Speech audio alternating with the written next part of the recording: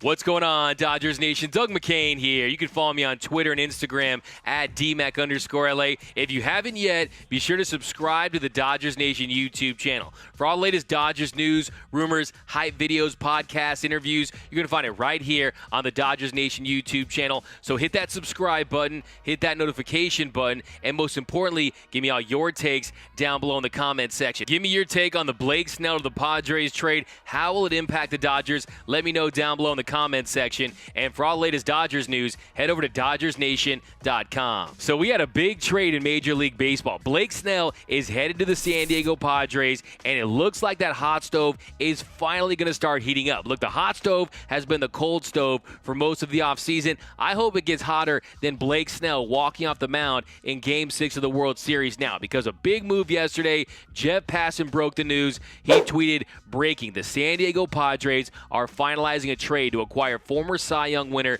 Blake Snell from the Tampa Bay Rays for prospects. He followed that tweet up with, the prospective deal that would send Blake Snell to San Diego would be centered around top pitching prospect Luis Patiño, sources tell ESPN. Also in the deal, as Dennis Lynn reported, would be catcher Francisco Mejia, pitcher Cole Wilcox, and Blake Hunt, a young catcher. So first from the Rays perspective, so this is such a Tampa Bay Rays move. I call them the Tampa eBay Rays because they sell everything. And you know how they like to operate as an organization. They'll sell players, they'll trade players at their absolute peaks when their value is at its highest so they can get a nice haul. And this deal was centered around hard-throwing right-handed pitcher Luis Patiño. Now last year, Patiño in his first stint in the bigs went 17 1/3 innings, had a 5.19 ERA, pitched against the Dodgers. Remember that game? Jock Peterson actually went deep on him. Dodgers roughed him up a little. But what the Rays are getting in him is a potential frontline starter. He's only 21 years old. And most importantly for the Rays is that he's under team control until 2026. So clearly the Rays are sticking to their strategy where they're always turning over their roster, looking to flip assets for young talent, and we'll see if it works out for them. Now, should the Rays be doing this, trading players like Blake Snell that already have nice value contracts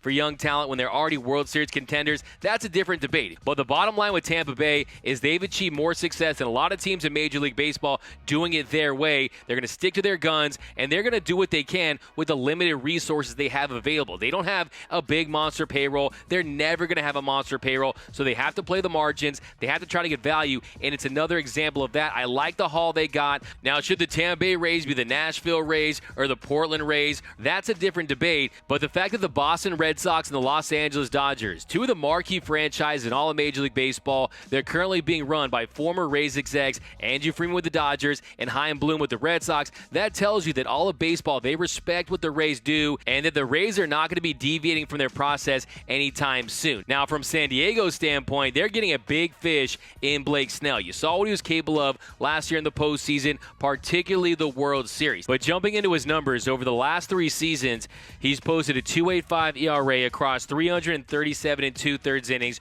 with a 32.1% K percentage. Opponents slashed 206, 279, and 350 against him. And then in 2020, he posted a 3.24 ERA, a 4.35 FIP, a 1.31 ERA plus, and had 11.3 strikeouts per 9. Now, his best season was back in 2018. That was when he won the Cy Young Award. He goes 21-5 with a 1.8 ERA. But probably the most attractive numbers when it comes to Blake Snell are one, that sub-3 postseason ERA through 35 innings and that contract. He'll make $10.5 million next year, then $12.5 the following season, and then $16 million in 2023 that has some escalators in it with Cy Young Award finishes. So with Blake Snell, the Padres are adding to an already stout starting rotation down in San Diego. Here's what their rotation is going to look like next season. You got Blake Snell, Dinelson Lamet, Zach Davies, Chris Paddock, and then their top pitching prospect, Mackenzie Gore. And then the following season, they'll get sunshine back Mike Clevenger, who underwent Tommy John surgery and will miss the entire 2021 season. But when he does come back, this team is set up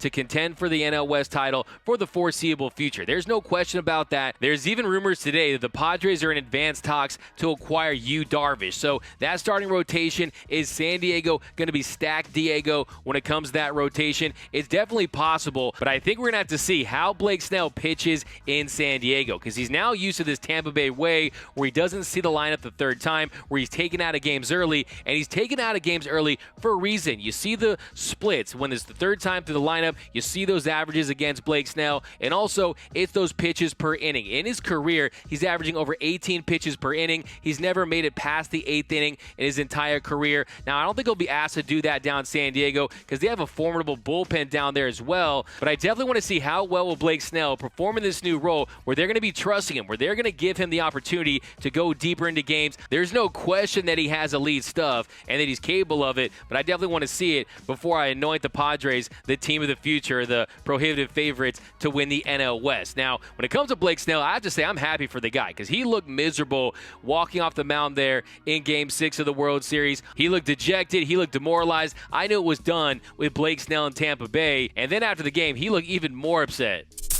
Oh, yeah, I'm just saying that, it sucks. And I want to be the guy that stays out there as long as I can and, give this team the chance to win every ball game. And it sucks, being pulled. But, yeah, pretty much that's it.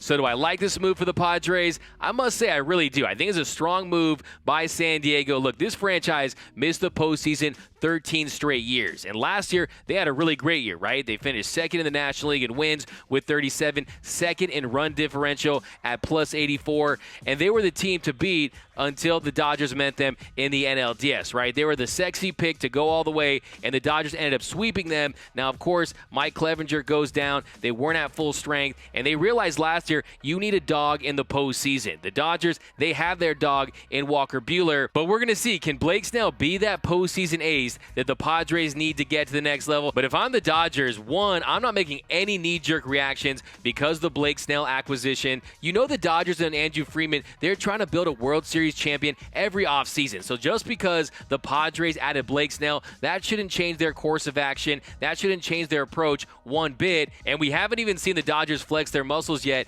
this offseason. Now, what if Mookie Betts had played out the entire 2020 season and the Dodgers were in negotiations with Mookie Betts as we speak? It would be the biggest story of the offseason if they locked up Mookie Betts now instead of doing it before the season started. But credit to the Dodgers for getting that deal done when they did. But I trust that Andrew Friedman is going to make the right moves to get this club back to the World Series. They have the prospect capital. They have the financial resources to put a team on the field that's going to get back to the Fall Classic. And even if they don't make a big move like sign Trevor Bauer or DJ LeMahieu in the offseason, there's always deals to be made during the season. I'm not worried about winning the offseason. I want to win the postseason, and I know that Andrew Friedman is going to put this club in the best position to accomplish that. Now, I'm also very excited for the Padres. Like I said, they didn't lay down. They're trying to compete with the Dodgers. That's what I want. It's going to make the Dodgers a better team to have a better competitor in the NL West, and the Padres and their fans should be very excited about the future of their ball club. They're definitely in the mix when it comes to being a World Series contender, and I'm really happy for all their fans, but mostly these two guys.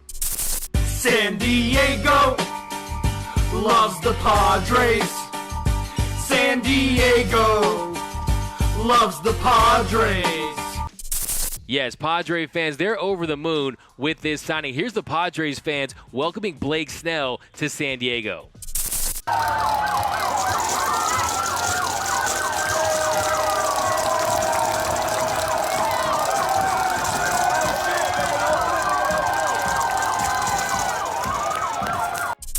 No, but you got to give the Padres credit. They're all in on this core, on their current roster. They're going for it all, and I'm excited about the NL West for the next couple seasons. I can't wait for all these epic showdowns between the Show Pods and the Dodgers. I think it's going to be classic in the NL West. And one more thing to consider, too, when you're the Dodgers is, yes, Blake Snell is a surefire ace, but wouldn't you rather face him in your division and you build that familiarity? You know how good the Dodgers are when they face a starter multiple times. You know what they can do as far as film work goes. The more they face Blake Snell, the better they're going to fare against him. I would much rather see him on the San Diego Padres than the Yankees or a big AL club that they're only going to see in the World Series. So with all that said, yes, did the Padres get better? Was it the right move for them to make? I definitely think it was. A.J. Preller makes another win-now move. But if I'm the Dodgers, I still think they're going to be celebrating in that locker room, popping champagne after winning their 9th straight division title. I don't think this move puts the Padres past the Dodgers at all, and I don't think the Dodgers Dodgers need to make any knee-jerk signings, any knee-jerk trades as a result of this Blake Snell trade. But the Padres, give them credit for making big moves. The Dodgers, I think they're still in the mix for some big moves, some big potential trades. I know that Andrew Freeman, he has his eyes on everything in the offseason. Personally, I can't wait until the first time Blake Snell has to face Austin Barnes. That's going to be a juicy one. But let me know down below in the comments, how do you feel about the Padres acquiring Blake Snell? Does it make them the favorites in the NL West? Are they a threat to the Dodgers right now? Will the Dodgers still win the NL West? Let me know down below in the comments. Give me a Y for yes. Give me an N for no. Let me know down below in the comments. And if you haven't yet, be sure to subscribe to the Dodgers Nation YouTube channel. Hit that subscribe button. Hit that notification button. All the latest Dodgers news, rumors, hype videos, podcasts, interviews, you're going to find it right here on the Dodgers Nation YouTube channel. You can follow me on Twitter and Instagram at DMAC_LA. For all the latest Dodgers news, head over to DodgersNation.com. Think blue, bleed blue, and I'm out.